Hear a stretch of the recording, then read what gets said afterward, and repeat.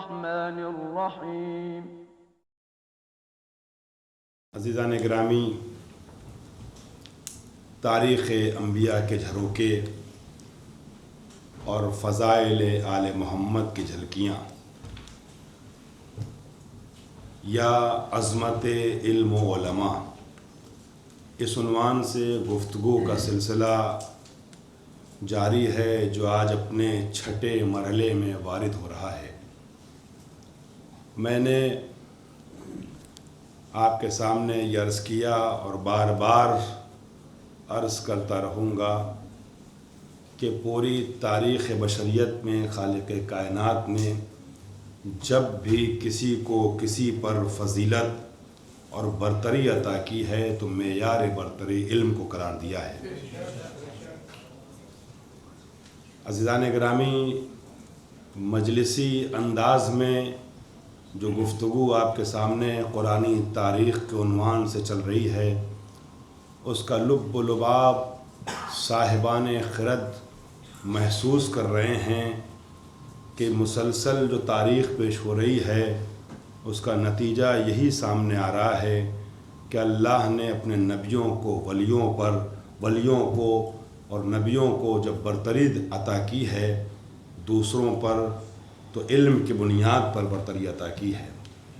اور سورہ زمر کی آیت کو میں نے آپ کے سامنے سرنامہ کلام کے طور پیش کیا ہے، جس میں خالق کائنات سوالیہ انداز میں پیغام دے رہا ہے، هل يستوي الذين يعلمون والذين لا يعلمون انما يتذكر اولو الالباب، کہ دیکھو جاننے والے اور نہ جاننے والے یہ مساوی اور برابر نہیں ہو سکتے، اس راز کو وہی سمجھتے ہیں جو صاحبان شعور ہیں۔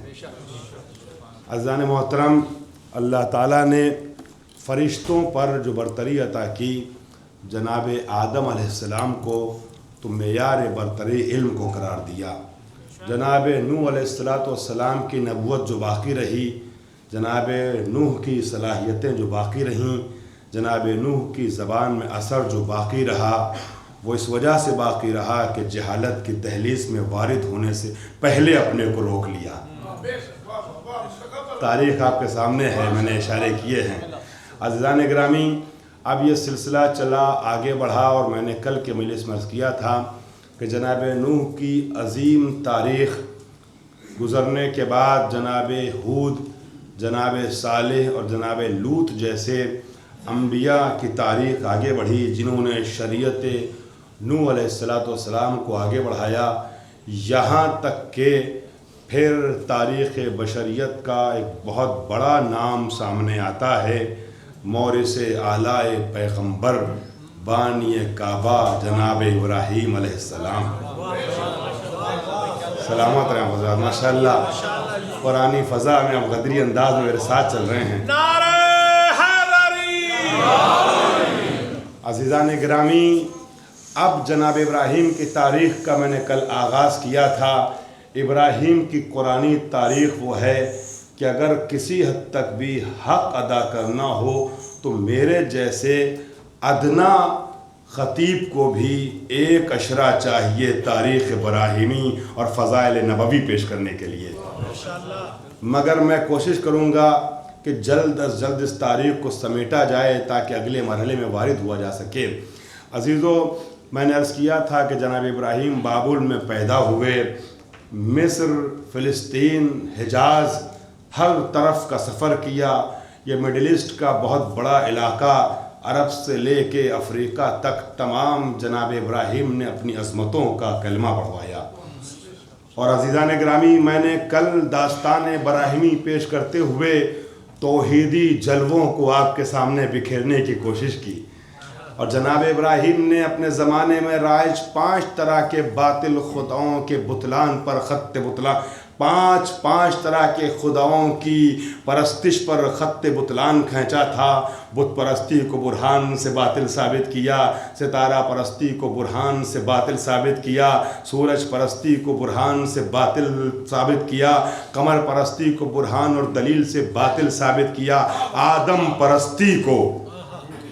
پرستی سے مراد آدمی، بشر پرستی کو عزیزان گرامی برہان اور دلیل سے غلط ثابت کیا۔ اور توحید کی عزیزان گرامی علم برداری کرتے ہوئے آگے بڑھتے رہے۔ جناب ابراہیم کے القاب میں سے ایک اہم لقب ہے علم بردار توحید۔ قرآن مجید میں جتنا زیادہ توحیدی جلوے، توحیدی تذکرے بذریعہ ذکر ابراہیمی ہیں، اتنا آپ کو کسی کے یہاں نہ ملیں گے، کسی نبی کے توسط سے نہ ملیں گے۔ پرچم دار اور علمدار توحید ہیں جناب ابراہیم۔ جناب ابراہیم علیہ السلام کی بڑی خوبصورت تاریخ میں آپ کے سامنے قرآنی آیات کے ذیل میں پیش کر رہا ہوں، اور اللہ آپ سب کو سلامت رکھے۔ آپ قرآنی اور نبوی اور علوی بن کر کے ہمارے ساتھ چل رہے ہیں۔ جناب ابراہیم علیہ السلام کو بھی اللہ نے جو برتری عطا کی ہے عزیزان گرامی، دوسروں پر تو معیار برتر علم کو قرار دیا ہے۔ ابھی میں آگے آؤں گا، آگے چل کے بیان کروں گا کہ ابراہیم کا بھی اللہ نے امتحان لیا ہے، امتحان لیتا جاتا ہے، برتری دیتا جاتا ہے، عظمتیں دیتا جاتا ہے۔ چنانچہ جناب ابراہیم علیہ السلام بابل اور عراق کی سرزمین پہ پیدا ہوئے، زندگی گزارا، جناب سارا سے عقد ہوا، نمرود سے مسلسل مناظرہ ہوا۔ نمرود کا مرکز حکومت بابل کی سرزمین ہے۔ عزیزان گرامی، مسلسل گفتگو اور مناظرے کے مراحل طے ہوتے رہے، یہاں تک کہ جناب ابراہیم نے اپنی زندگی کا اچھا خاصا عرصہ گزار لیا، عمر بہت زیادہ ہو گئی۔ عزیزان گرامی، یہاں تک کہ جناب ابراہیم کا سفر ہوتا ہے آپ کی شریک حیات جناب سارا کے ساتھ۔ عزیزو، یہ میں شیعی تاریخ پیش کر رہا ہوں، میرے اوپر کوئی الزام نہ لگا دے گا کہ میں ادھر ادھر کی بات کر رہا ہوں، شیعہ تفسیری تاریخ پیش کر رہا ہوں عزیزان گرامی۔ اور میں پہلے بھی کہہ چکا ہوں، جس کو مجھ سے ڈسکشن کرنا ہو، گفتگو کرنا ہو، بعد میں مجھ سے آ کے بات کر سکتا ہے۔ میں آمادہ ہوں اس مرحلے میں اپنی گفتگو کے اوپر آپ سے باتیں کرنے کے لیے۔ عزیزان گرامی، جناب ابراہیم علیہ السلام حجاز، جناب ابراہیم علیہ السلام عرب کی سرزمین سے، بابل اور عراق کی سرزمین سے ہجرت کرتے ہوئے سفر پہ جاتے ہیں مصر ایجپٹ کی سرزمین پہ جاتے ہیں، اور مصر میں جناب ابراہیم کے ساتھ جناب سارا آپ کی شریک حیات تھیں۔ عزیزان گرامی، جو زمانے میں مصر کا بادشاہ تھا، اس سے جناب ابراہیم کی گفتگو ہوتی ہے، روبرو ہوتے ہیں، باتیں ہونے لگتی ہیں۔ جناب ابراہیم نے دیکھتے ہی پہچان لیا تھا کہ یہ بادشاہ، یہ مصر کا حاکم، یہ بدنیت ہے، بد زن ہے، بد اخلاق ہے، بد کردار ہے، بری نیتوں کا مالک ہے۔ نبی دیکھتے ہی چہرہ عزیزان گرامی باطن کو پہچان لیتا ہے، حقیقت کو جان لیتا ہے۔ چنانچہ اس نے جناب سارا کی طرف دیکھتے ہوئے ابراہیم سے پوچھا، یہ کون ہیں آپ کی؟ جناب سارا کے بارے میں اگر بتا دیتے کہ یہ میری شریک حیات ہے، چونکہ اس کی نیت سے باخبر ہو چکے تھے، بدنیت تھا، بری نظر ڈال رہا تھا آپ کی شریک حیات پر۔ یہ عرض کر دوں، جناب سارا کے لیے روایات میں ملتا ہے کہ اپنے زمانے کی سب سے حسین و جمیل خواتین میں یا سب سے حسین خاتون جناب سارا تھی۔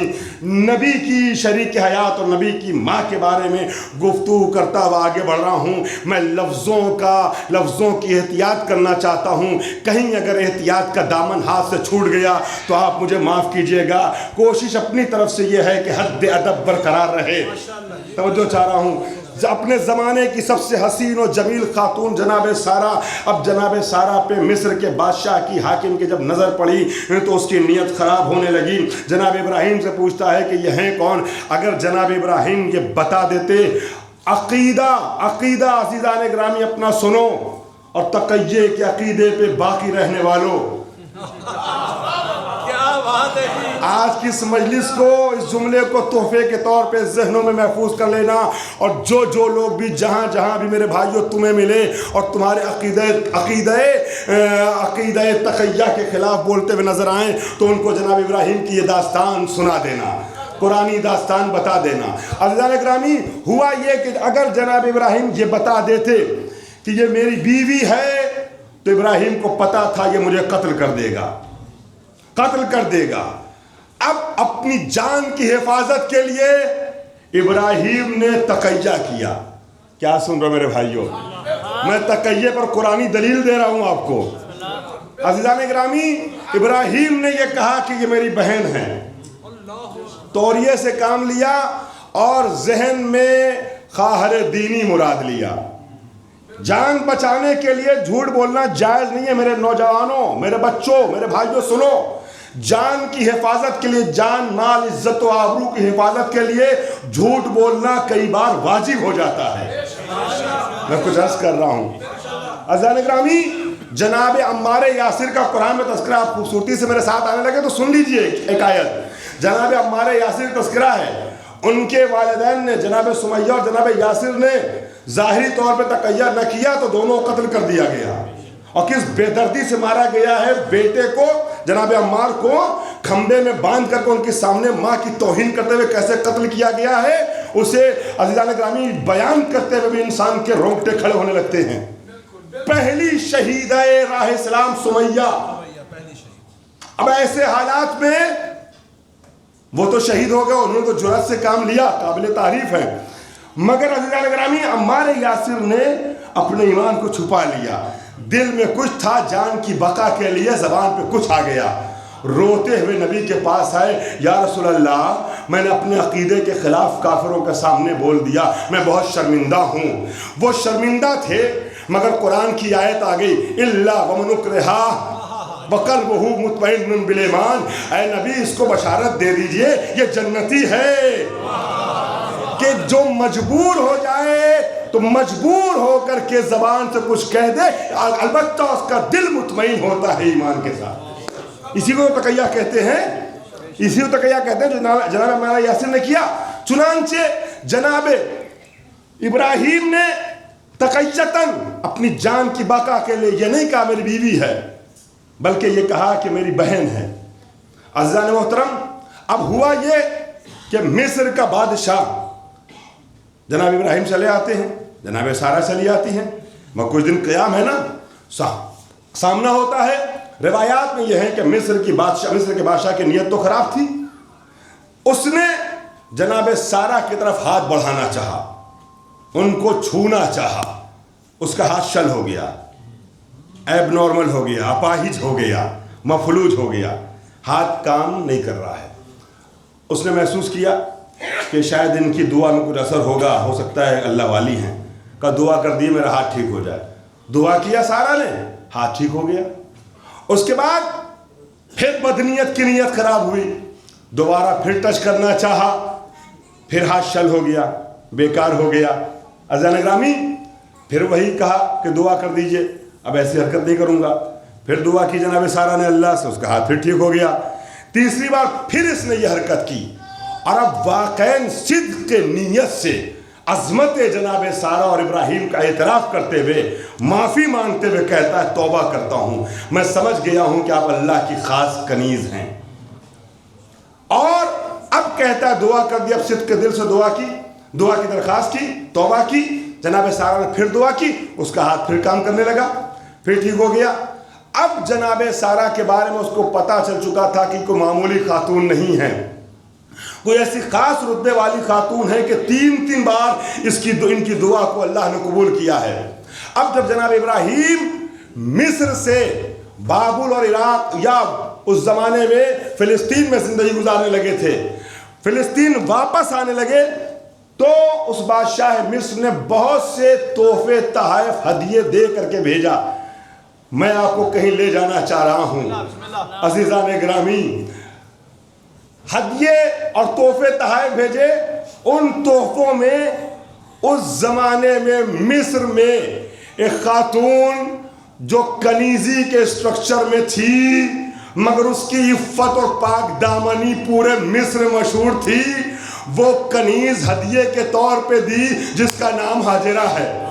میں کچھ کہہ رہا ہوں، جناب ہاجرہ جو جناب اسماعیل کی بعد میں ماں بنی، اور ہمارے رسول کی بھی مورث اعلیٰ ہے، جدہ ماجدہ ہے۔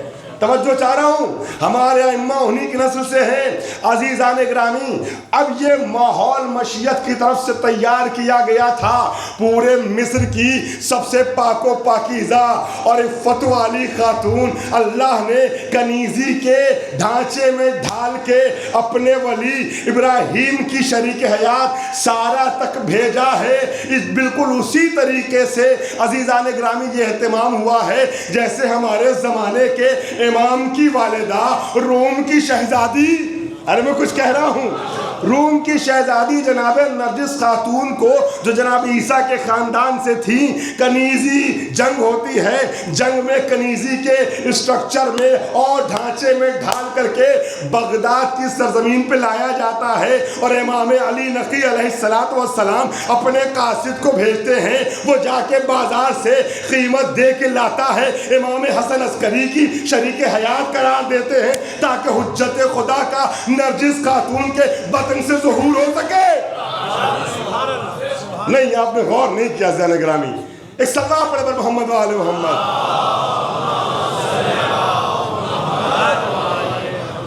عزیزوں، میں نے سوچا تھا تھوڑی دیر بعد آپ سے عرض کروں گا، مگر ہمارے بزرگ نے حکم فرمایا ہے، لہذا بھی آپ سے گزارش ہے سمٹ کے آگے آ جائیں، صلوات پڑھتے ہوئے قریب آ جائیں، تھوڑا نزدیک آ جائیں، اس طرف آ جائیں پلیز، تھوڑا سا اور آگے آئیں، سمٹ کے بیٹھ جائیں تاکہ آپ کے بعد آنے والوں کو جگہ مل جائے۔ بلندتر صلوات۔ ادھر سلامت رہے آپ حضرات۔ عزیزان گرامی، میں ایک تمہید استوار کر رہا ہوں فضائل کی وادی میں آپ کو لے جانے کے لیے۔ بالکل تو اللہ کی طرف سے کبھی پاک و پاکیزہ شخصیتوں کے ظہور کے لیے، زمین کو حبوط کے لیے کچھ اہتمام ہوتا ہے۔ کہاں باب العراق و فلسطین اور کہاں مصر، مگر اہتمام مشیت کے تحت جناب سارہ اور جناب ابراہیم وہاں جاتے ہیں، جیسے اہتمام مشیت کے تحت جناب عیسیٰ کی خاندان کی عزیزان گرامی شہزادی آتی ہیں عرب میں اور امام آخر کی والدہ قرار پاتی ہیں جناب نرجس خاتون۔ تو ہوا یہ کہ جناب سارہ آ گئی ہاجرہ کو اپنے ساتھ لے کر کے۔ اب سارہ کی عمر گزر گئی، 80-85 سال کی ہو گئی، ابراہیم کی وہ عمر جا رہی ہے۔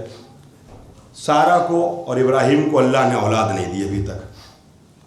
جناب سارہ اپنی کنیز، مجھے معاف کیے لفظ کنیز مجبوراً استعمال کر رہا ہوں ورنہ یہ اہتمام مشیت تھا، غور کر رہے ہیں عزیزان گرامی، اپنی کنیز ہاجرہ ہدیہ کرتی ہیں اپنے شوہر جناب ابراہیم کو۔ اب جناب ابراہیم کو ہدیہ کر دیا، جناب ابراہیم کی شریک حیات کہہ لیجئے، کنیز کے لیے جو بھی کہہ لیجئے، بن جاتی ہیں جناب ہاجرہ۔ وہاں سے سارہ کے بہانے سے ہاجرہ ابراہیم تک پہنچتی ہیں۔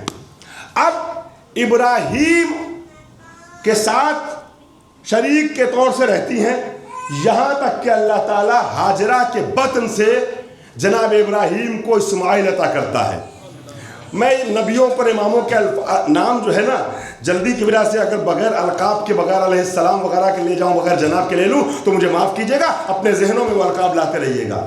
جناب ابراہیم کو اللہ ہاجرہ کے بطن سے اسماعیل عطا کرتا ہے، اور یاد رکھیے گا جناب ابراہیم کی دونوں بڑھاپے کی اولاد ہیں۔ بڑھاپے کی پہلے ہاجرہ کے بطن سے اسماعیل پیدا ہوئے ہیں، بعد میں اسحاق پیدا ہوئے ہیں، اور قرآن مجید میں جملہ ہے جناب سارہ کا کہ جب فرشتے نے آ کر کے بیٹے کی بشارت دی ہے تو کہتے ہیں یا ویلتی آلدو وانا عجوز۔ ارے یہ کون سی بات عجیب و غریب تو کر رہا ہے؟ فرشتہ کہتا ہے نا کہ میں خوشخبری لے کے آیا ہوں، تجھے اللہ بیٹا عطا کرے گا۔ تو کہتے ہیں یہ کیسے ہو سکتا ہے؟ میں کیسے بچے کو جنم دے سکتی ہوں؟ میں انا عجوز وہذا بالی شیخا، میں بوڑھی نازا ہوں، بانجھ ہوں، اور یہ میرا شوہر بوڑھا ہو چکا ہے۔ توجہ چاہ رہا ہوں، 90 سال کی جناب ہاجرہ ہو چکی، جناب سارہ ہو چکی تھی، تب ان کے شکم سے اسحاق پیدا ہوئے ہیں۔ اب جب حیرت کرتی ہیں مجھے کیسے اس حالت میں اولاد ملے گی جبکہ میرا شوہر بھی بوڑھا ہے، میں بھی عجوز ہوں، نازا ہوں، بانجھ ہوں، بوڑھی ہوں، تو اللہ کا فرشتہ کہتا ہے، کاش جملہ سب تک پہنچ جائے، اللہ کا فرشتہ کہتا ہے رحمت خدا سے مایوس نہ ہو، اللہ جب جسے جہاں جو چاہے جس طرح جیسے چاہے عطا کرتا ہے۔ سلامت رہے حضرات، اللہ جب جسے جو جہاں جیسے چاہے عطا کرتا ہے، رحمت خدا سے مایوس نہ ہو۔ چنانچہ یہ دونوں اولاد بڑھاپے کی، لیکن پہلے اسماعیل پیدا ہوئے۔ اگرچہ دیکھیے وہ تو اسحاق کی وہ تو سارا کی قربانی اور اعلیٰ ظرفی کا نتیجہ تھا کہ اللہ نے نعمتاً، چونکہ ابراہیم کی اولاد کے لیے ہاجرہ حوالے کر دی تو اللہ نے ان پر احسان کرتے ہوئے بعد میں اسحاق دے دیا. اسماعیل پیدا ہو چکے تھے نا، مگر چونکہ سارا نے اپنے شوہر کے بارے میں اچھا سوچا، میں کچھ عرض کر رہا ہوں، تو اللہ نے 90 سال کی سارا کو بیٹا دے دیا. میں کچھ کہہ رہا ہوں، غور کر رہے ہیں. 137 سال زندہ تھیں، 137 سال کی عمر تھی، 90 ایئرز میں اسحاق پیدا ہوئے تھے. لیکن اس کے پہلے جو ہوا اسحاق کی ولادت سے پہلے، کہ جب ہاجرہ کے بطن سے اسماعیل پیدا ہو گئے تو اب تقاضائے نسوانیت کے تحت سارا کے دل میں حسد کی آگ شعلہ ور ہوئی. اب یہ علماء نے لکھا تو میں نے دہرا دیا، مگر ہو سکتا ہے مصلحت یہ رہی ہو کہ اگر یہ ہمارے سامنے رہیں گے تو ہمیں اپنی کمی کا احساس ہوتا رہے گا. غور کر رہے ہیں. جناب سارا نے جناب ابراہیم سے کہا ان کو مجھ سے دور کر دیجئے، ان کو مجھ سے دور کر دیے. اب آج سے تقریباً 4500 سال یا 4000 سال قبل دور کر دیجئے. کتنا دور کر دیجئے بتائیے؟ 10-20 کلومیٹر، 50 کلومیٹر بہت تھا نا، ہے 10-20-50 کلومیٹر. کہاں سرزمین بیت المقدس اور کہاں سرزمین حجاز.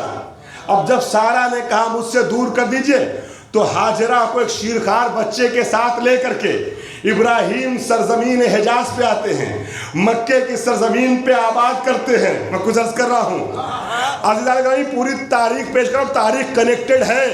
کاش فضائل کا جملہ سب تک پہنچ جائے.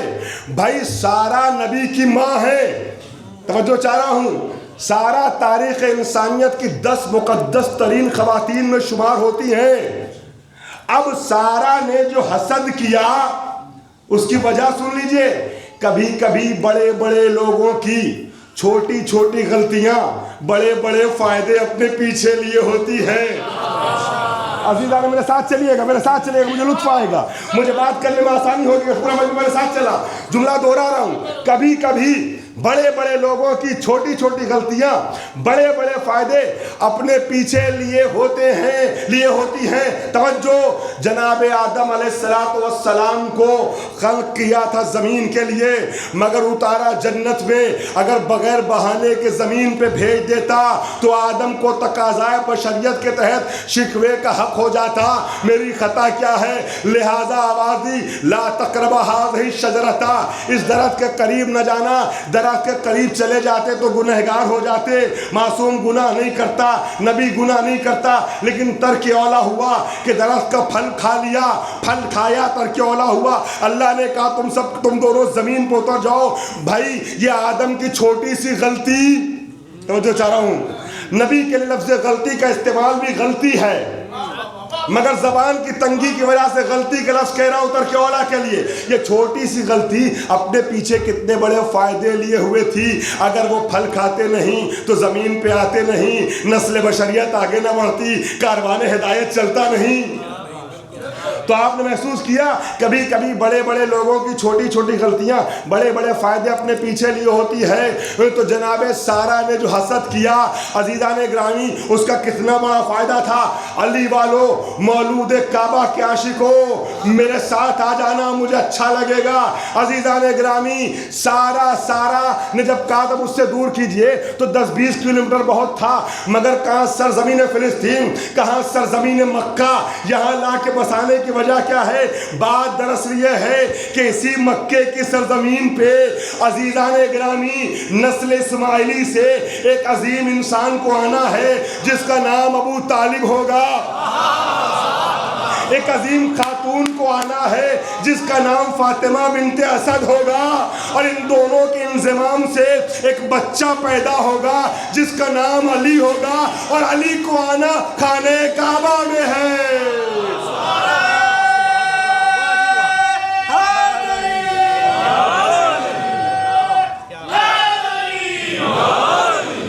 حد ہو گئی جنہوں نے بنایا علی کا گھر، حد ہو گئی جنہوں نے بنایا علی کا گھر. وہ انبیاء کے دیس میں عالی مقام ہے، امکان کے سبھی رضی اللہ یہ جان لیں، مزدور بھی علی کے علیہ السلام ہے۔ اب آپ نے رضی اللہ کہہ دیا تو مجھے رضی اللہ پہ عمر دراز دیوبندی کے 4 مصرے یاد آ گئے۔ عمر دراز دیوبندی اجازت ہے میں رضی اللہ پہ سنا دوں 4 مصرے؟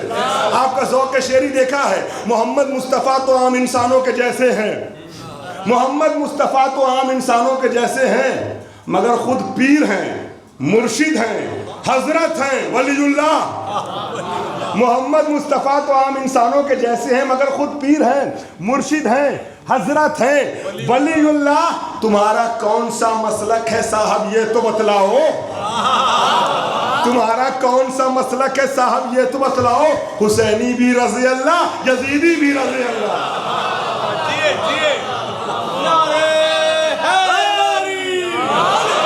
حسینی بھی رضی اللہ، یزیدی بھی رضی اللہ۔ اللہ آپ سب کو سلامت رکھے۔ ذکر پنجتن پہ آپ عاشق پنجتن ہونے کا ثبوت دے رہے ہیں۔ مولا کائنات کے سلسلے میں نبی نے فرمایا ہی یہی تھا کہ علی تمہاری محبت ایمان اور تقوی ہے، اور تمہاری دشمنی کفر و نفاق ہے، اور علی مومن کی علامت یہ ہے جب تمہارا ذکر ہوتا ہے تو چہرہ کھل جاتا ہے۔ ماشاءاللہ یہ مومنین میری نگاہوں کے سامنے ہیں۔ تو آپ نے محسوس کیا یہاں آنا علی کو ہے، لہٰذا اہتمام کیا گیا، اہتمام مشیت کے تحت یہاں لایا گیا۔ اب عزیزان گرامی یہاں لا کے جب بسایا ہے، میں نے یہ نہیں کہا کہ چھوڑا ہے ہاجرہ اور اسماعیل کو، یہ کہہ رہا ہوں بسایا ہے، اس کی دلیل قرآن سے دوں گا۔ سنیے جناب ابراہیم کی دعا، اللہ آپ سب کو سلامت رکھے۔ قرآنی فضا میں بڑی خوبصورتی سے آپ مسلسل چل رہے ہیں کئی دنوں سے۔ ربنا انی اسکنت من ذریتی بواد غیر ذی زرع عند بیتک المحرم ربنا لیقیموا الصلاة فاجعل افئدة من الناس تہوی الیہم۔ خدایا میں اپنی بعض ذریت کو تیرے گھر کے پاس بسا کے جا رہا ہوں۔ ربنا انی اسکنتو، ہاجرہ اور اسماعیل کو یہاں جب لے آئے تو دعا کی مکے کے سرزمین پہ انی اسکنتو، مسکن عربی میں مکان کو کہتے ہیں، سکونت دلا کے جا رہا ہوں، بسا کے جا رہا ہوں، چھوڑ کے نہیں جا رہا ہوں۔ میں کچھ عرض کر رہا ہوں، بے آب و گیا سرزمین پہ ماں کو چھوٹے بچے کے ساتھ لاوارث چھوڑ کے چلا جانا یہ خلاف حکمت عمل ہے جو نبی نہیں کرتا۔ لہٰذا یہ نہیں کہا کہ میں چھوڑ کے جا رہا ہوں، اسکن تو میں سکونت دلا کے جا رہا ہوں، بسا کے جا رہا ہوں۔ ربنا لیقیموا الصلاۃ، تاکہ یہ نمازیں قائم کریں۔ میں کچھ عرض کروں، علی والوں میرے ساتھ آنا، نمازیں قائم کریں۔ ربنا لیقیموا الصلاۃ، نماز پڑھے بھی، نماز پڑھوائیں بھی۔ نوجوانوں میرے بھائیوں، کوئی بزرگ اگر نماز پڑھنے کو کہہ دے تو برا نہ ماننا، ماشاءاللہ تم سب پڑھتے ہو، لیکن اگر کبھی کوئی کہہ بھی دے چھوٹ رہی ہے کسی وجہ سے تو برا نہ ماننا۔ سنو، ربنا لیقیموا الصلاۃ، یہ اس لیے بسا کے جا رہا ہوں تاکہ نمازیں قائم کریں، پڑھے بھی، پڑھوائیں بھی، اقامہ صلاۃ کریں۔ ربنا لیقیموا الصلاۃ، یہ نسل جو ہے نا جو بسائی ہے جناب ابراہیم نے مکے کے پاس، اسی نسل میں نبی بھی ہیں، علی بھی ہیں۔ یہ جو بے نمازی ہوگا وہ علی والا نہیں ہو سکتا۔ بے نمازی بھی ہو اور خود کو علی بھی کہے تو اپنے دعوے پہ ذرا نظر ثانی کرے۔ جو بے نمازی ہوگا وہ علی والا نہیں ہو سکتا۔ لے یقیم الصلاۃ، اس لیے یہاں بسایا ہے تاکہ نمازیں قائم کریں۔ دعا آگے بڑھائی، اب آپ سب کے دل کو چھوتی ہوئی دعا، فَجْعَلْ أَفْئِدَةً مِّنَ النَّاسِ تَهْوِي إِلَيْهِمْ، خدایا لوگوں کے دلوں میں میری اولاد کی محبت ڈال دے، لوگوں کے دلوں میں میری اولاد کی محبت ڈال دے۔ نسل ابراہیمی تو ذہن میں آ گئی نا، خدایا لوگوں کے دلوں میں میری اولاد کی محبت ڈال دے۔ عزیزان گرامی جواب سورہ شعراء میں آیا۔ عزیز و ابراہیم نے دعا کی، خدایا نسل ابراہیمی ذہن میں رہے، خدایا میری اولاد کی محبت کو لوگوں کے دلوں میں ڈال دے۔ جواب سورہ شعراء میں آیا، قل لا اسلکم علیہ اجرا الا المودۃ فی القربا، ابراہیم میں کریم ہوں، جتنا مانگا جاتا اس سے ماں سوا دیتا ہوں۔ تم نے اپنی اولاد کی محبت لوگوں کے دلوں میں ڈالنے کی دعا کی ہے تو صحیح میں تمہاری اولاد کی محبت کو اجر رسالت نہ بنا دوں محمد کے زمانے میں؟ سبحان اللہ، سبحان اللہ، سبحان اللہ۔ اجر رسالت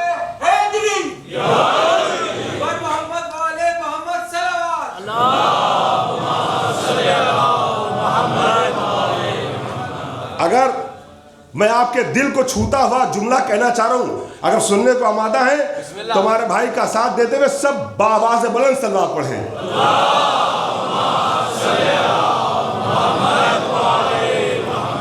فَجَلْ أَفْئِدَةً مِّنَ النَّاسِ تَهْوِي إِلَيْهِمْ، خدایا لوگوں کے دلوں میں میری اولاد کی محبت ڈال دے۔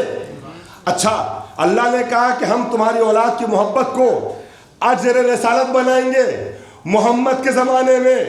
قُلْ لَا أَسْأَلُكُمْ عَلَيْهِ أَجْرًا إِلَّا الْمَوَدَّةَ فِي الْقُرْبَى، اسی اولاد کی محبت کو اجر رسالت بنایا۔ اب عزیزان گرامی، بچے پوچھتے ہیں، جوان پوچھتے ہیں کئی بار کہ جب آل محمد اتنے کمال والے تھے تو سب عاشق آل رسول کیوں نہیں ہو جاتے، سب ان سے محبت کیوں نہیں سنتے؟ جواب سنو اور اس بات کی دلیل دینا تسبیح سبحان اللہ کے ذریعے سے کہ مجھے پتا چل جائے کہ بات آپ کو اچھی لگی۔ توجہ چاہ رہا ہوں، لوگ پوچھتے جب آل محمد اتنے کمال والے تھے تو سب عاشق رسول کیوں نہیں ہو جاتے، عاشق آل رسول کیوں؟ جواب اسی آیت میں ہے۔ ابراہیم، یاد رکھیے گا، جناب ابراہیم کی دعا کا جواب ہے آل محمد کی محبت، اور ابراہیم نے دعا میں یہ نہیں کہا فَجْعَلْ أَفْئِدَةَ النَّاسِ تَهْوِي إِلَيْهِمْ، خدایا لوگوں کے دلوں میں نہیں، فَجْعَلْ أَفْئِدَةً مِّنَ النَّاسِ، مین عربی میں تبعیض کے لیے آتا ہے، سمعا تھوڑے کو سمجھانے کے لیے آتا ہے۔ فَجْعَلْ أَفْئِدَةً مِّنَ النَّاسِ تَهْوِي إِلَيْهِمْ، خدایا لوگوں میں سے، سوال ہے نا سب عاشق کیوں نہیں آل محمد کے؟ سنو، لوگوں میں سے کچھ کے دلوں میں ہماری اولاد کی محبت ڈال دے۔ عزیزوں، محبت آل محمد دعا ابراہیم کا جواب ہے، تو ابراہیم نے سب کی محبت مانگی کب تھی؟ سب کی محبت مانگی کب تھی؟ تو اب آپ کو شکوہ یہ نہیں ہونا چاہیے کہ سب عاشق آل رسول کیوں نہیں، آپ کو شکر یہ کرنا چاہیے کہ اللہ نے آپ کو دعا ابراہیم کے حصار میں رکھا۔ صلوات بر محمد و آل محمد۔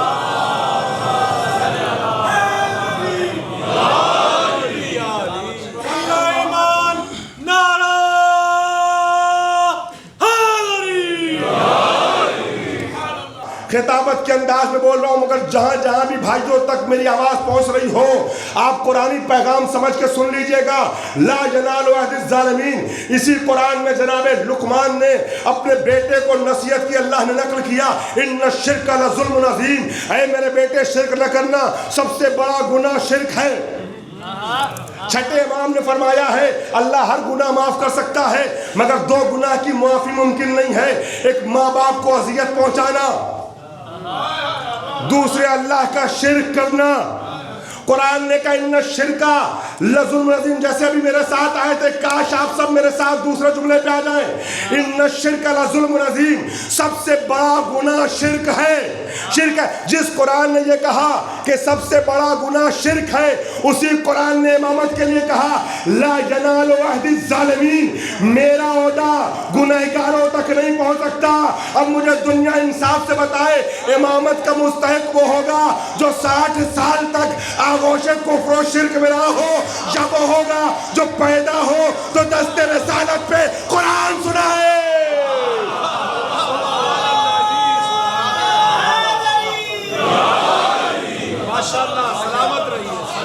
اللہ آپ سب کو سلامت رکھے، اپنے حفظ امان رکھے۔ تو امتحان کا تھوڑا سا اور اس طرف آپ لوگ دبجیے پلیز، میرے رائٹ میں اپنے لیفٹ سائڈ آپ لوگ دبجیے گا۔ سلوات پڑھتے اگر جگہ بن سکتی ہے تو تھوڑی سی اور جگہ بنا لیے پلیز، مجھ سے کہا جا رہا ہے ادھر حبیب خدا ختم الانبیاء، بیچ میں اگر کوئی جگہ ہو تو فل کر دیں۔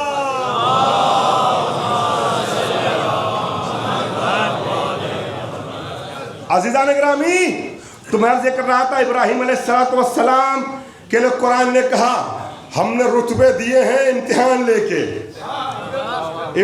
लेकर के रुतबे दिए। आपने महसूस किया अज़मत इल्म उलमा, तारीख़ अंबिया, अज़मत इल्म उलमा। मैंने दावा किया पहली मजलिस में बार बार दोहरा रहा हूँ, अल्लाह ने इल्म की बुनियाद पर बरतरी अता की। सूरह बकरा की आयत नंबर 124 फरमाया हमने इब्राहीम को रुतबे दिए इम्तिहान लेके इल्म की बुनियाद पे। अच्छा, अब इम्तिहानात कई तरह से हुए हैं, आपने कुछ इम्तिहानात की तरफ इशारा मैंने किया, देख लिया। अब सुनिए एक अजीम इम्तिहान इब्राहीम का। अब ये जो मन्नतों मुरादों वाली, मैंने कहा था ना अभी, मन्नतों मुरादों वाली औलाद थी, उसके पास कुछ दिनों के, कुछ बरसों के फिराक के बाद वापस आते हैं, अजीब व गरीब ख्वाब देख लेते हैं। क्या सुन रहे हो मेरे साथ है, नहीं है? अजीब व गरीब ख्वाब देख लेते हैं और उस ख्वाब को अपने बेटे से बयान करते हैं, या बुनैया इन्नी अरा फिल मनाम अन्नी अस्बहुका फंजुर माज़ा तरा। मेरे बेटे, मैंने ख्वाब में देखा है मैं तुझे ज़बह कर रहा हूँ, बता तेरा नजरिया क्या है। इस्माइल ने कहा या अबत इफ़अल मा तुमर सतजिदुनी इंशाअल्लाह मिनस साबिरीन। इस्माइल ने कहा बाबा जिस चीज़ का हुक्म उसे अंजाम दीजिए, इंशाअल्लाह आप मुझे सब्र करने वालों में से पाएंगे। इंशाअल्लाह सतजिदुनी मिनस साबिरीन। अजीजों, ये इंशाअल्लाह का लफ्ज़ लिसाने नबुव्वत से निकला हुआ जुमला है। जब इरादा हो तब कहिए इंशाअल्लाह, टालने के लिए इंशाअल्लाह कहना ये कहीं ना कहीं गुनाह से नजदीक कर देगा। जब रहता है इरादा, कहते 100% आऊंगा, 200% जरूर आऊंगा, और जब टालना होता कहते इंशाअल्लाह। ये इंशाअल्लाह कुरान की आयत है, लिसाने नबुव्वत से निकला हुआ जुमला है। टालने वाला, बहाने वाला कोई जरिया नहीं है। इरादा मुस्तहकम रखो, फिर इंशाअल्लाह करो, देखो तुम्हारे सामने से पहाड़ हटता है कि नहीं हटता है। अज़ीज़ान गिरामी, आवाज़ी सतजिदुनी इंशाअल्लाह मिनस साबिरीन। बाबा जो हुक्म से अंजाम दिए, इंशाअल्लाह आप मुझे सब्र करने वालों में से पाएंगे। मुझे तज़किरा इब्राहीम में बहुत सी बातें पेश करनी थी, लेकिन मुझे मसाइल भी पढ़ना है। आज से अहले बैत के मसाइल शुरू हो रहे हैं, और आज से, हालांकि दिन में तो मजलिसें चल रही हैं, मैं मजलिस पढ़ के ही कहीं बहुत दूर से आ रहा हूँ 2.5-3 घंटे सफर करके, लेकिन आज से रात की मजलिस भी शुरू हो रही है। लिहाजा अब मुझे मजलिस खत्म करने का वक्त पता चल चुका है। पहले तो नौखानों से माजरत चल जाती थी 5-10 मिनट एक्स्ट्रा हो जाए, लेकिन अब मुझे कहीं दूर दराज का सफर तय करते हुए जाना है, लिहाजा मुनासिब वक्त पे मजलिस खत्म करना है। तो मैं सारे तस्करे छोड़ रहा हूँ, 2 जुमले सुन लीजिएगा। जनाब इब्राहीम अलैहिस्सलाम का अल्लाह ने इम्तिहान लिया, इम्तिहानात मुसलसल हो रहे हैं। अब बेटा जरा सा बड़ा हुआ तो ख्वाब देख लिया, बेटा मैं ज़बह कर रहा हूं। मैं कहूंगा ऐ इब्राहीम, आपने ख्वाब देखा है, आपको हुक्म हुआ है आप अंजाम दीजिए। ये अपने बेटे से मैं आज फजाइल कुछ पेश करना चाह रहा था, तो छोड़ दिया। 2 जुमला मुझे नहीं मालूम किस हद तक सारे मजमे तक पहुंचेगा, बहुत भरोसा आपकी समाज का, आप अंजाम दीजिए। ये अपने बेटे से क्यों पूछ रहे हैं कि क्या करूं? फंजुर माज़ा तरा, तुम अपना नजरिया दो, तुम क्या कहते हो? ये तो कमसिन है, ये तो बच्चे हैं, इस्माइल से क्यों पूछ रहे हैं?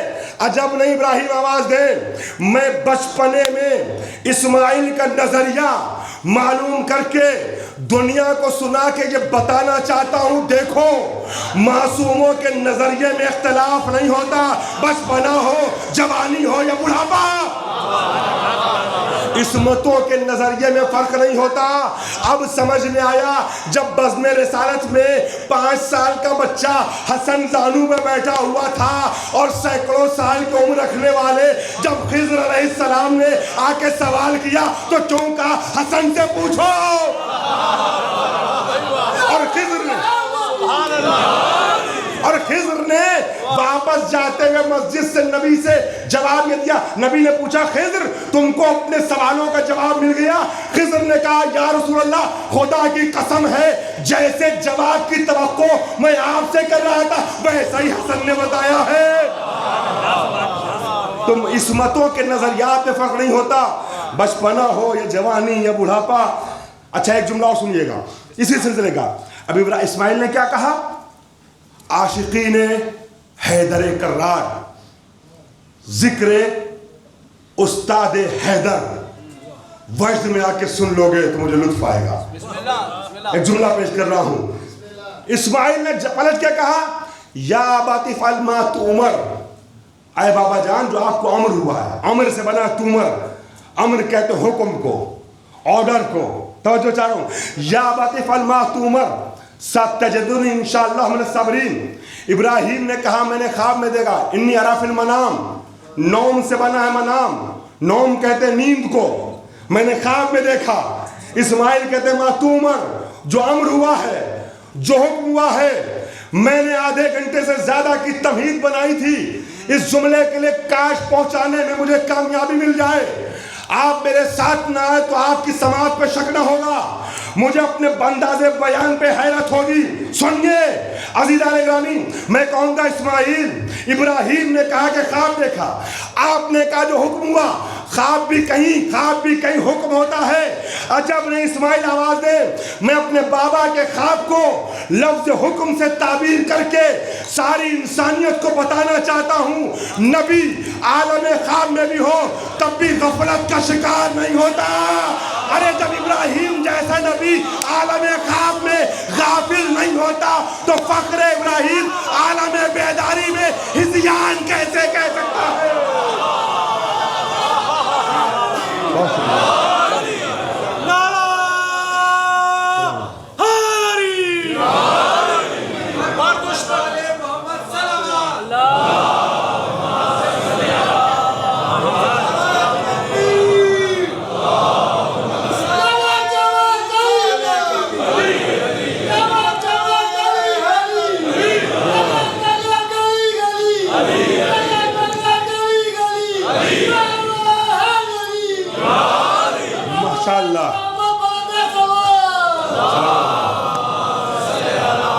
माशाअल्लाह, खुदा आप सबको सलामत रखे।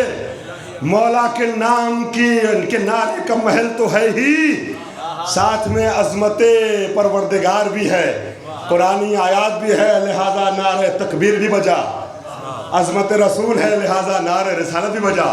एक बार सब मिल के सलवा पढ़े बर मोहम्मद व आले मोहम्मद। अल्लाह आप सबको तौफीक दे के महशर का हंगाम हो और बज़्म सजी हुई हो और वहां पर नबी की मौजूदगी में अली के नाम का नारा लगाने का शरफ मिल जाए।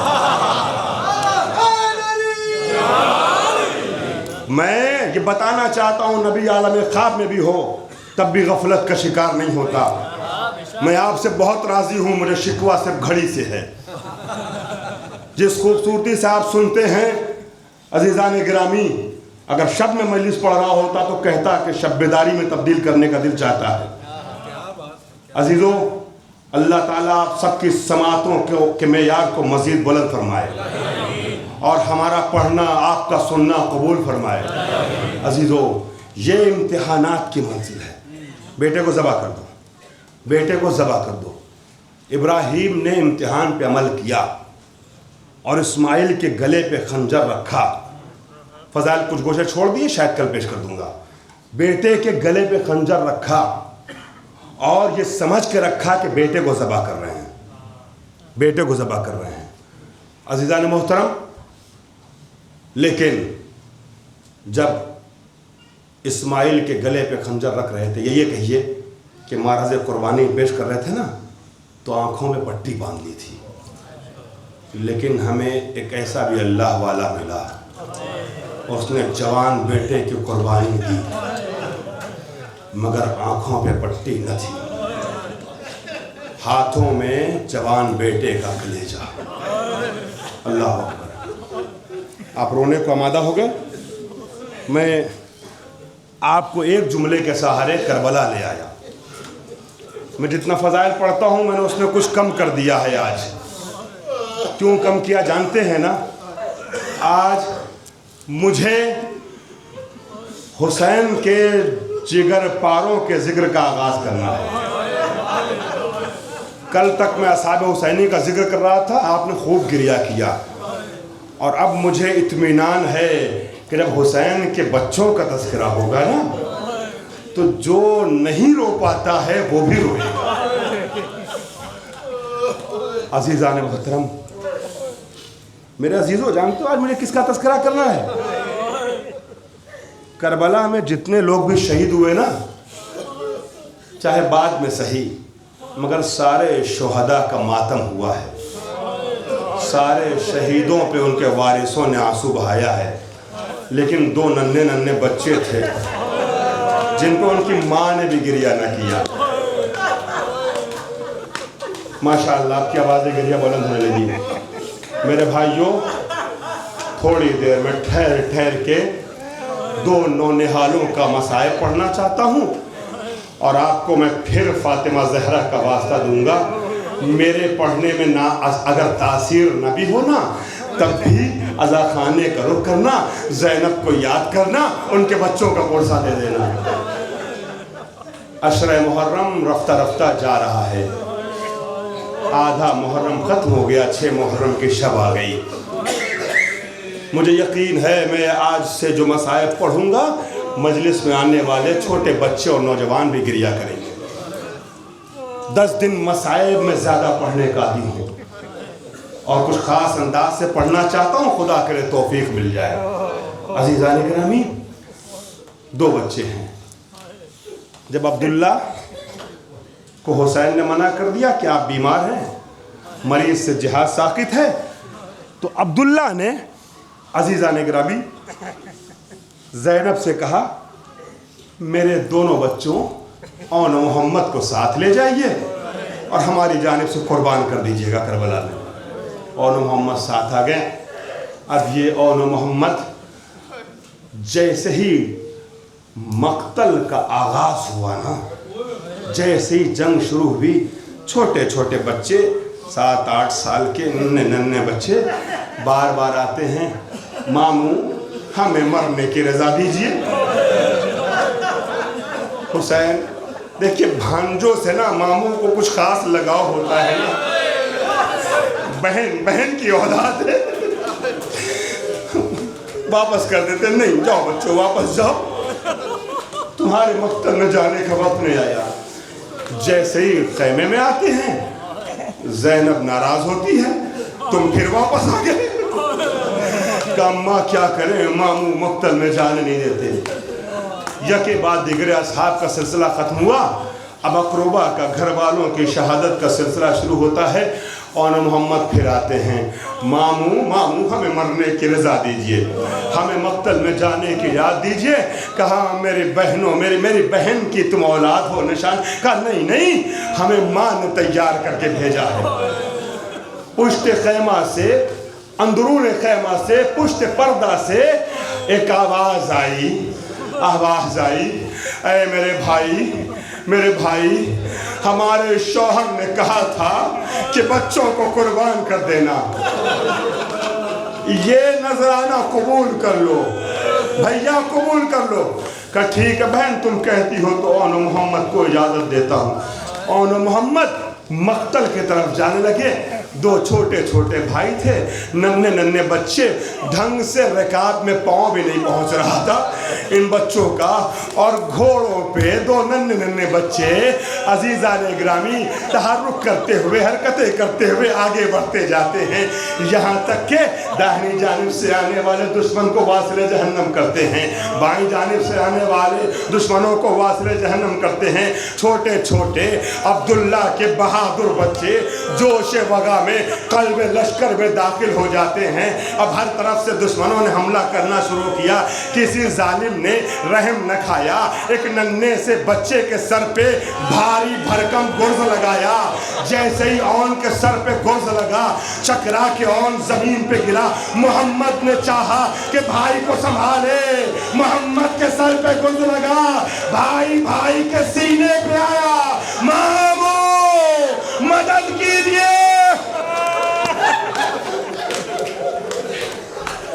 عزاداروں، تمہیں زہرا کا واسطہ، تھوڑی دیر مصائب پڑھوں گا، اپنے گریہ کے سلسلے کو روکنا نہیں، کوشش کرنا کہ حق کے گریہ ادا ہو جائے۔ اب ماموں کو پکارا، حسین مقتل میں پہنچے، ایک سینے سے اون کو لگایا, دوسرے سینے سے محمد کو لگایا. ننھے ننھے جنازوں کو لے کے دروازے پہ آئے, اے بہن تمہارے بچے آ گئے.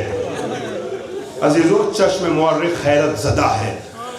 چشم مورخ یہ سوچ رہی تھی اگر ایک بچہ زخمی ہوتا ہے نا تو ماں بے چین ہوتی ہے. دو بچوں کا جنازہ آیا تھا. چشم مورخ یہ سمجھ رہی تھی کہ ابھی ماں نکلے گی گھر سے, خیمے سے باہر, سینہ پیٹے گی, سر پیٹے گی, واہ ویلا کرے گی, فریاد بپا ہوگی. مگر حیرت زدہ ہے چشم مورخ. جیسے ہی زینب خیمے سے باہر نکلی, اپنے دونوں بچوں کی میتوں کو دیکھا, سامنے آتی ہیں, جنازے کے درمیان فاصلہ کرتی ہیں. جنازے کے درمیان فاصلہ کرتی ہے, 2 رکعت نماز شکرانہ پڑھتی ہے, اور ایک سر اون کے سینے پہ, دوسرا محمد کے سینے پہ, سر کو اٹھا کے آواز دی, اللہم تقبل منا ھذا القربان, خدایا ہماری طرف سے اس قربانی کو قبول کر لے. اور اون محمد سے کہا تمہاری ماں تم پہ ماتم نہ کرے گی, اس لیے کہ جب میں مدینے سے چلی تھی تو میں نے اپنی ماں سے وعدہ کیا تھا حسین پہ روں گی, اپنے بچوں پہ گریہ نہ کروں گی. سلامت اور ماشاءاللہ مسلسل تم گریہ کر رہے ہو. میں چاہتا ہوں فرش اعضا سے آخری فرد بھی روتے میں اٹھے, قیامت کے چند جملے کہنا چاہتا ہوں. عزیزان گرامی, اون محمد پہ گریہ نہ کیا. زینب نے کہا بچوں تمہاری ماں تم پہ ماتم نہ کرے. اسی لیے میں نے شروع میں آپ سے تاکید کی تھی نا کہ آپ رو کر کے عزیزان گرامی پرسہ زینب کو دے دینا, اس لیے کہ وہ بچے جس پہ ماں نے بھی ماتم نہ کیا, ماں نے بھی آنسو نہ بہایا. اب روایت کے الفاظ ہے زینب نے کبھی ماتم نہ کیا. کربلا گزر گئی, ایک مرحلہ آتا ہے زینب بچوں پہ گریہ نہیں کرتی. 11ویں محرم کو جب قافلہ چلنے لگا نا عزیزان اکرامی کربلا سے, تو روایت کے یہ الفاظ ہیں, روایت کے الفاظ یہ ہیں جب قافلہ چلا ہے نا عزیزو, تو ہم نے یہ تو پڑھا کہ جب حسین کے بے گور و کفن لاشے کو دیکھا ہے تو اونٹ کی پشت سے بدے ہوئے ہاتھوں سے خود نے زینب نے گرا دیا, خود کو گرا دیا. مگر اون محمد کی میتوں کو دیکھ کے گریہ نہیں کیا. رائے کوفہ میں کٹے ہوئے سروں کو دیکھا, حسین کے سر پہ نظر پڑی, واہ حسینہ واہ غربتہ کہا, اون محمد پہ ماتم نہ کیا. عزیزان گرامی, شام کا زندان آیا, رہائی ملی, تورکات حسینی آئے, حسین کا سر زینب نے لے لیا, عباس کا سر ام کلثوم نے لے لیا, ام لیلہ کا سر میری ماں اور بہنوں تمہاری اولاد کو زینب کے بچوں کے صدقے میں خدا سلامت رکھے. میری بہنوں جگر پہ ہاتھ رکھ کے جملہ سننا, حسین ام لیلہ نے اکبر کا سر لیا آغوش پہ, قاسم کا سر ام فروہ نے لے لیا, اصغر کا سر رباب نے لے لیا. شام کی عورتوں نے کیا دیکھا, 2 چھوٹے چھوٹے سر ہیں, ایک تشت میں رکھے ہیں, ان کا کوئی پرسان حال نہیں ہے. کسی بیوی نے کھڑے ہو کے کہا کیا ان بچوں کی ماں مر گئی؟ سلامت روزہ دارو, خدا تمہیں کسی غم میں نہ رلائے. سوائے غم مظلوم کربلا کے. زینب نے کہا بیویوں ایسا نہ کہو, ان بچوں کی ماں زینب موجود ہے, مگر میں نے اپنی ماں سے وعدہ کیا حسین پہ رہوں گی اور محمد کا ماتم نہ عزر باللہ, ماتم نہ کیا. یہاں تک کہ کربلا آ گئی, رہا ہو کے کربلا آ گئی. مجھے کہیں نہیں ملا, اگر آپ بتائیں تو میرے علم میں اضافہ ہوگا کہ سجاد سے پوچھا ہو میرے بچوں کی قبر کہاں ہے, یہ پوچھا کہ میرے ماجائے کی لحد کہاں ہے. جب بتایا سجاد نے تو گھٹنیوں چلتے ہوئے آتی ہے, خود کو قبر حسین پہ گرا کے کہتی ہے بھائی مجھے معاف کرنا, تمہاری امانت کی حفاظت نہ کر سکی, سکینہ کو زندان میں دفنا کے آئی ہوں, مگر یہ نہ پوچھا بھائی میرے بچے کہاں ہیں. ماشاءاللہ میں دیکھ رہا ہوں پورا مجمع رو رہا ہے. آپ حق کے گریہ ادا کر رہے ہیں، ماتم نہ کیا. کربلا سے زینب، کربلا سے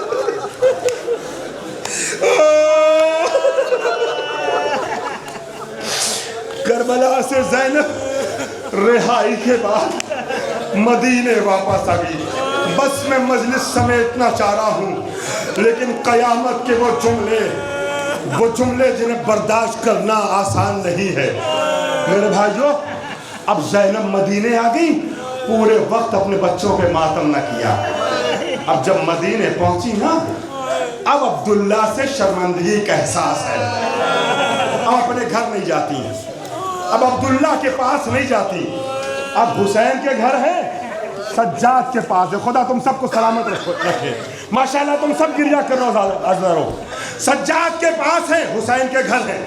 عبداللہ بار بار آ کے کہتے ہیں بی بی اے مولا سجاد، اپنی پھوپھی اماں سے کہیے ان کے بغیر گھر سونا سونا ہے، گھر آ جائیں. میرے بھائیوں، خدا کے لیے 3-4 منٹ تک تھکان کو اپنے اوپر حاوی نہ ہونے دینا. یہ رونے کی شبیں ہیں. عزیزان گرامی، کا پھوپھی اماں سے کہیے گھر واپس آ جائیں، گھر ان کے بغیر سونا سونا ہے. آزادارو، سجاد نے کہا عبداللہ، پھوپا عبداللہ بلانے آئے تھے، پھوپھی اماں گھر چلی جائیے، گھر چلیے. کر نہیں بیٹا، میں عبداللہ کا کس منہ سے سامنا کروں گی؟ 2 امانتیں لے کے گئی تھی، دونوں کربلا میں دفنا کے آئی ہوں. مگر جب عبداللہ کا اصرار بڑھا تو سجاد نے آواز دی، پھوپھی اماں، اب میں بیٹا ہو کے نہیں، اب بھتیجا ہو کے نہیں، اب میں امام وقت ہو کے حکم دیتا ہوں، اپنے شوہر کے پاس چلیے. بس جیسی حکم امامت ملا، بوجھل قدموں سے شہزادی اٹھی.